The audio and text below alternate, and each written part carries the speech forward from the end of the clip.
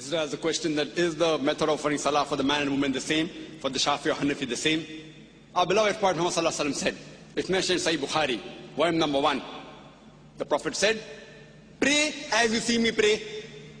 The Prophet did not say that the women should pray separately or the men should pray separately. There's a hadith, again in Sahih Bukhari, volume number 1 in the book of Salah, that the Sahabiyas, they prayed the same way as the men prayed. There's no different type of praying for men and women. You should pray the same as the Prophet prayed, irrespective whether you're a man or a woman. I am aware that there are books available in the market, in India and throughout the world, of different schools of thought, that the style of praying for women is different because they are seen and the men is different. There is no such Sahih Hadith. For reply in Islam, always, your answer should be backed up with Quran and Sahih Hadith. Always, Quran and Sahih Hadith. So whenever you give reference, any scholar, let it be the biggest scholar in the world. If he gives the answer, there should be proof, quotation from the Quran and Hadith. Ask him for proof.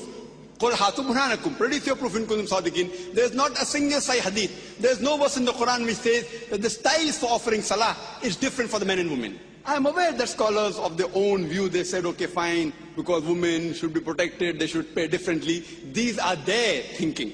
But the Prophet never said that. We should pray as the Prophet prayed. Regarding the style for offering salah, as the Hanafi style and the Shafi style, I'm aware that it does differ. The Hanafis, they keep their hand below the navel. The Shafis keep their hand on the chest. They do takbir. They say Ameen loudly. Again, my first answer. On Sahih Bukhari, the Prophet said, in volume number 1 in the book of Salah, pray as you see me pray. And all the 4 Aimmas, Imam Shafi, Imam ibn Hanbal, Imam Abu Hanifa, Imam Malik, all the great 4 Aimmas said that if you find any of my fatwa which goes against Allah and His Rasul, throw my fatwa on the wall. I am aware Abu Hanifa, may Allah be pleased with him. He was a great scholar, I respect him, I love him. People say that he said that when you offer salah, keep your hand below the navel. There's a hadith in Abu Dawud, if you read volume number 1, book of Salah, which says that the Prophet kept his hand below his navel when he offered salah, but this is a Zaif hadith. Immediately the next hadith says, which is a Sahih hadith, that the Prophet kept his hand above the navel. There are other Sahih hadith in Sahih ibn Khuzaimah, which says that the Prophet kept his hand on the chest. So when there are Sahih hadith saying the Prophet kept on the chest, the hadith below the navel is Zaif. So the right way to offer salah, keep it on the chest. That doesn't mean everything Imam Shafi is right or Imam Abu Hanifa, may Allah be pleased with them both, that they're wrong. See, they were great scholars. We respect them, they're great Aimmas. But we fail to realize that at that time, the hadith weren't compiled. During the life of the Prophet, the Quran was compiled. There was no question at all, and their own supervision.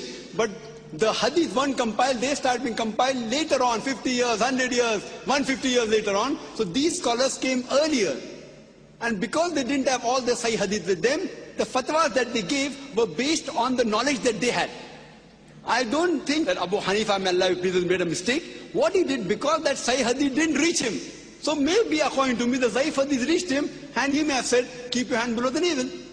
The Sahih hadith may have reached Imam Shafi, he said that keep your hand on the chest. Again, Sahih Bukhari says, volume number 1 in the book of Salah, that you have to Rafatain. So Rafatain, the Prophet said, not because Imam Shafi is saying I'm following it, because my Prophet said it. Now in wudu, there's a verse in the Quran in Surah Maida, chapter number 5, that it says that when the woman touches, the wudu breaks. The Arabic word is masa, coming from namasa, which means touch. According to Imam Shafi, may Allah be pleased with him, he says that if the woman touches, the wudu breaks. Imam Abu Hanifa said, if the woman touches a man who's in wudu, wudu does not break. Now the Arabic verse of the Quran says, la masa, if the woman touches, wudu breaks. But there are 2 meanings of masa. One is a sexual touch, and the other is a physical touch. So Imam Shafi, may Allah be pleased with him, he took it as a physical touch. Imam Abu Hanifa, he took it as sexual touch. So both had a difference of opinion. But when you go to Sunnah Abu Dawud, volume number 1, in the hadith of Aisha, may Allah be pleased with her, the Prophet was in wudu, he kissed her. And the Prophet, without doing wudu again, went for salah. There's another hadith in Sahih Bukhari, in the book of Salah, volume number 1, the Hazrat Aisha was sleeping, Prophet put the leg on her for salah. So this proves that physical touch does not break the wudu. So here, Abu Hanifa, may Allah be pleased with him, is right. And Imam Shafi, not that he made a mistake willfully, that hadith didn't reach him. So all were great scholars, and all the Imam said that if you find any of my fatwa which goes against Allah and His Rasul, then throw my fatwa on the wall. So I say that I am a Pakka Hanafi. Dr. Zakir Naik is a Pakka Hanafi. Why? Abu Hanifa maybe give the fatwa, keep down below the navel while offering salah, but the Sahih Hadith says keep on the chest. So I, while offering salah, I keep off my chest. I am a Pakka Hanafi. Imam Shafi said, if you find any of my fatwa which goes against Allah and Rasul, throw my fatwa on the wall. So Imam Shafi said that if the woman touches a man in wudu, wudu breaks. But Sahih Hadith says wudu does not break. So my wudu does not break if a woman unintentionally touches me. So because I have thrown the fatwa of Imam Shafi on the wall, he said that I am a Pakka Shafi. I am a Pakka Hanafi, I am a Pakka Shafi, I am Pakka Hanbali, I am also Pakka Maliki. Pakka means staunch. I follow 100%. Other people follow 80%, 90%. Or 60% of Abu Hanifa. I follow total. All the great four Aimma said, if you find any of my fatwa which goes against Allah and Rasul, throw my fatwa on the wall. All these scholars were great scholars, you have to respect them. But you have to realize that the hadith weren't compiled. Today, everything on the fingertips, on the CD-ROM, in the books available. So now the scholars are there, and out of lack of information. For example, there's my brother, who's a doctor, and Copernicus. Copernicus was a great scientist. But my brother has more knowledge than Copernicus on science, even more than Einstein. But Einstein was more brilliant, because today science is advanced. That doesn't mean my brother is more genius than Albert Einstein. Albert Einstein is a much bigger genius than my brother. But now brother, because hundreds of years have passed, he has more information about science. So information he has more. But a bigger genius is Albert Einstein.